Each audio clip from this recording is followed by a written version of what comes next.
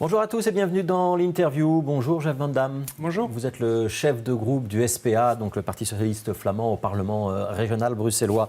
Apprendre que le roi Philippe était en thalassothérapie une semaine après les attentats de Paris, ça vous choque ou ça vous indiffère?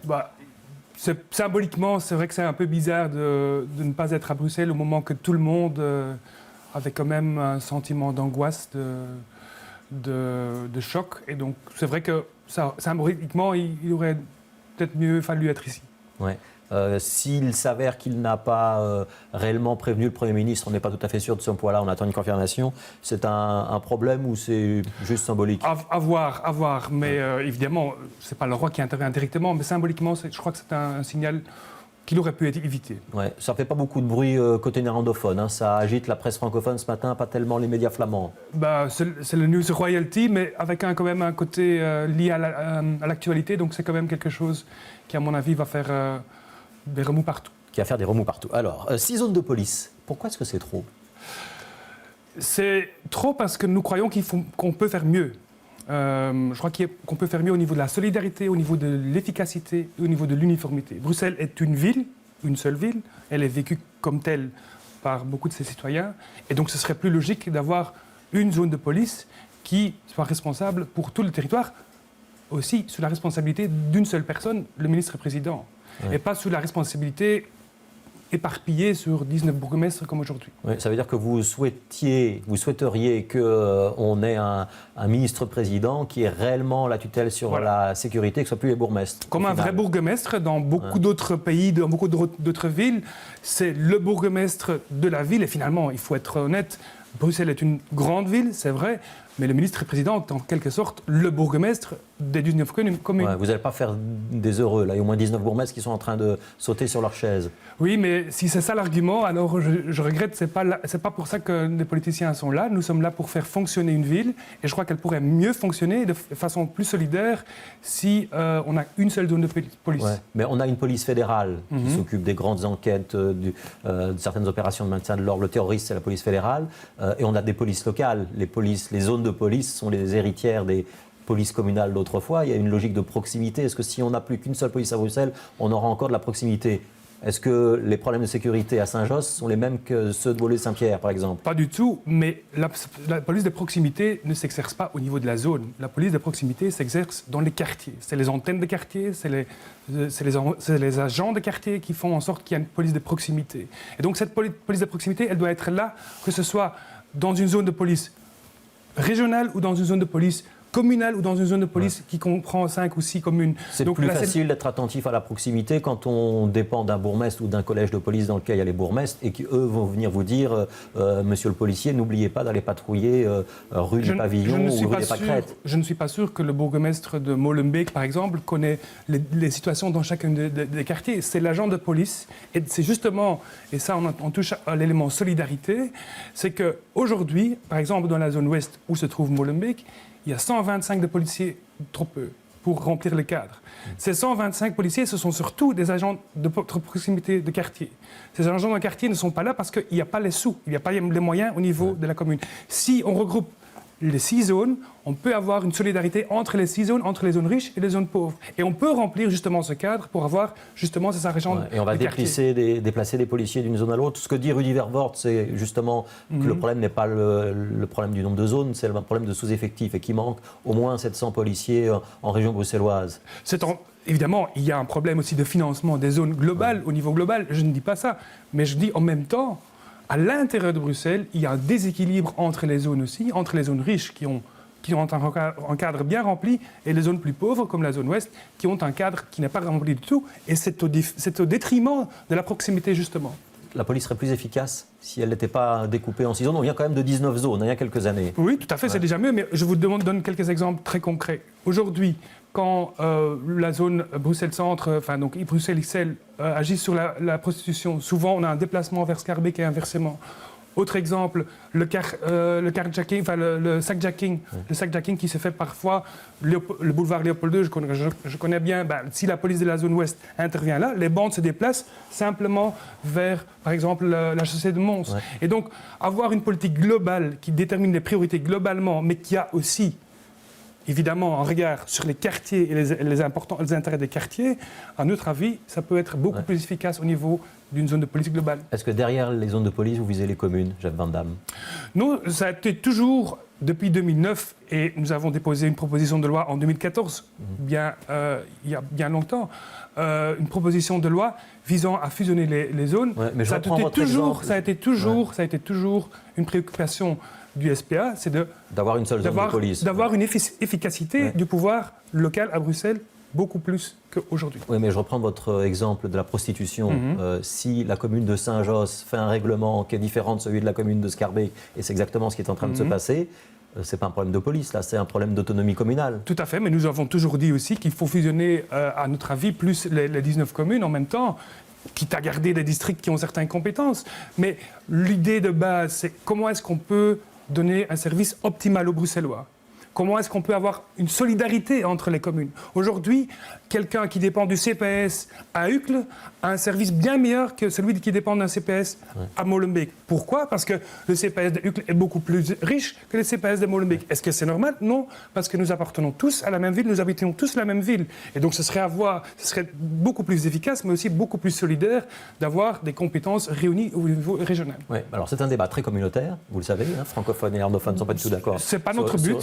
Sur la question. Si on prend l'exemple du Brabant flamand, où il y a un peu moins d'habitants qu'à Bruxelles, il y a 1 million d'habitants, on a 35 communes, 27 zones de police. Pourquoi est-ce que ce qui serait vrai pour Bruxelles ne serait pas vrai sur toutes les provinces? Et alors on vient avec des grandes zones de police, province par province. Je crois que par exemple, ce serait plus logique d'avoir certaines communes de la périphérie dans Bruxelles pour aussi... là, vous refaites toute la carte de Belgique, ça va probablement pas être possible tout de suite. La question, c'est qu'il faut comparer des pommes avec des pommes.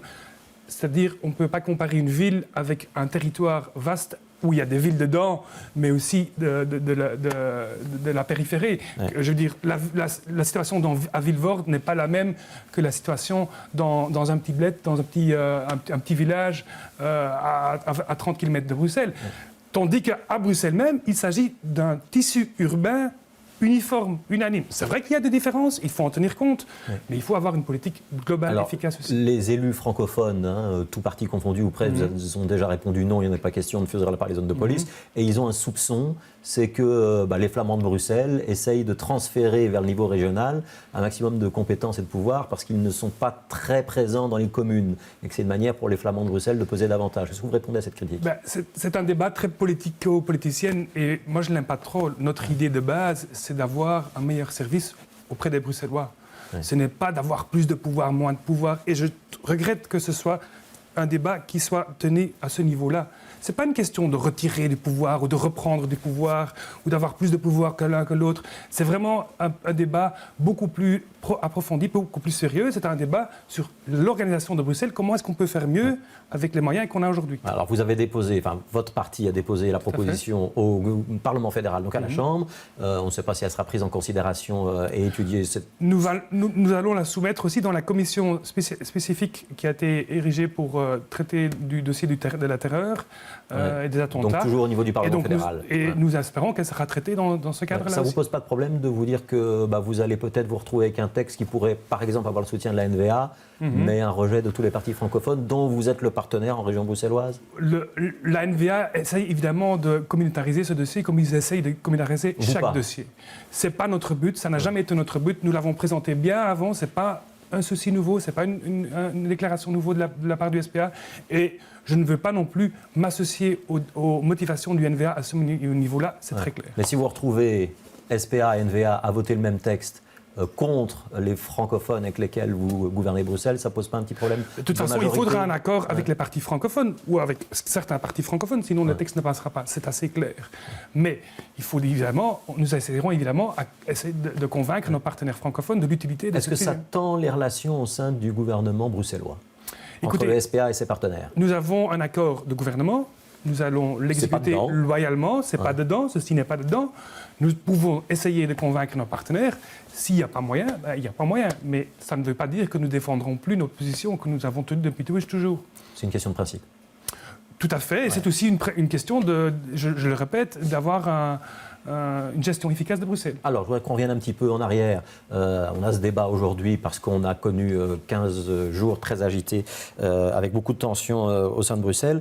Comment vous l'avez vécu, cette phase d'alerte niveau 3 puis niveau 4 ? C'était vraiment justifié ou vous estimez qu'on a eu un peu de panique et peut-être un peu d'exagération ? Écoutez, moi, à ce niveau-là, je ne suis qu'un simple citoyen parce que je n'ai pas les mêmes informations que nous. J'ai les mêmes informations que vous, et donc je le vis comme vous, c'est-à-dire l'angoisse, enfants, famille, etc. En même temps, c'est vrai que j'ai l'impression que la longueur de ce niveau et le fait que ça a été alerté sans conséquences concrètes, ça donne parfois l'impression de dire que ça a été un peu exagéré. Le niveau 4 avec la menace imminente est resté peut-être au niveau 4 un peu trop longtemps. Disons surtout que ça a créé, pour moi personnellement, plus d'anxiété dans la ville qu'il y en avait avant. C'était nécessaire de fermer les écoles ? Écoutez, moi j'ai pas les données sur ça, donc si c'était nécessaire, il fallait le faire. Mais évidemment, l'impact sur la vie sociétale était très très grand et j'espère qu'au niveau fédéral, ils ont bien fait l'équilibre des choses. Alors, vous êtes allé à Paris pour le climat ? Tout à fait. Vous y êtes allé en péniche ? C'est ça, on est parti en péniche. Finalement, après quelques jours, la péniche est tombée en panne et donc on a continué à vélo. D'accord. C'était quoi l'idée ? L'idée était la même qu'en 2009, quand on a fait le trajet Bruxelles-Copenhague pour le sommet Copenhague à vélo. C'est d'une part, attirer l'attention sur un moyen de déplacement écologique. La péniche peut être une vraie alternative au camion. Une péniche, ça transporte l'équivalent de la cargaison de 40 camions. Tout à fait. Et en même temps, les émissions de CO2 sont beaucoup moindres si on compare ça par tonne par kilomètre. Que les gouvernements belges, donc fédéraux, région bruxelloise, flamande, wallonne, n'arrivent pas à se mettre d'accord sur la répartition des efforts à faire en matière de climat, ça vous inspire quel commentaire ? C'est une déception ? Je peux dire que je suis dégoûté. Je suis dégoûté en tant que père aussi parce que je crois que expliquer ça à mes enfants, mes petits-enfants peut-être, et mes arrière-petits-enfants, qu'en 2015, on a décidé bien de continuer à garder les centrales nucléaires ouvertes, mais en même temps qu'on n'a pas abouti à avoir un accord sur le climat en interne en Belgique, c'est inexplicable. Donc dégoûté, c'est plus fort que déception ? Oui, tout à fait, parce que je trouve que c'est quelque chose de fondamental. Le défi climatique qui nous attend, qui est déjà là aujourd'hui, n'est pas anodin, c'est pas un petit dossier, c'est quelque chose de fondamental pour la survie de notre société. Donc ça veut dire qu'on doit changer nos modes de vie de manière à réduire nos émissions de gaz à effet de serre. Tout à fait, mais c'est aussi, il faut être honnête, les efforts qui sont demandés à la Belgique sont modestes par rapport aux efforts demandés à d'autres pays. Alors si nous n'arrivons pas à mettre d'accord entre 4 gouvernements, comment est-ce que nous allons le faire au niveau de 190 gouvernements ? Est-ce que c'est là aussi un clivage communautaire, francophone contre néerlandophone, ou il y a un parti en particulier qu'on peut pointer du doigt ?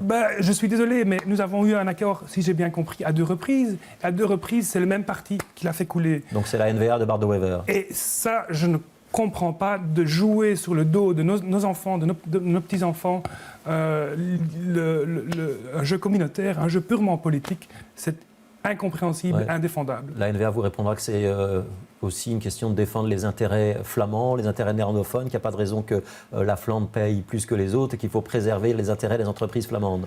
Écoute, à un certain moment, il faut qu'on mette tous de l'eau dans notre vin. Si apparemment les ministres arrivent à avoir un accord, mais c'est par après les partis dans un gouvernement qui en décident autrement. Donc c'est Bart de Wever qui a déshabillé Joke Skovlige. Tout à fait. D'ailleurs, c'est un désavouement pour le CD&V qui est, à mon avis, énorme. Pour moi, la ministre CD&V, elle aurait dû démissionner. Je veux dire, si elle n'arrive pas à faire avaler un accord qu'elle conclut, alors c'est très clair qu'elle n'a pas obtenu, qu'elle n'a pas joué son rôle de ministre comme elle devrait.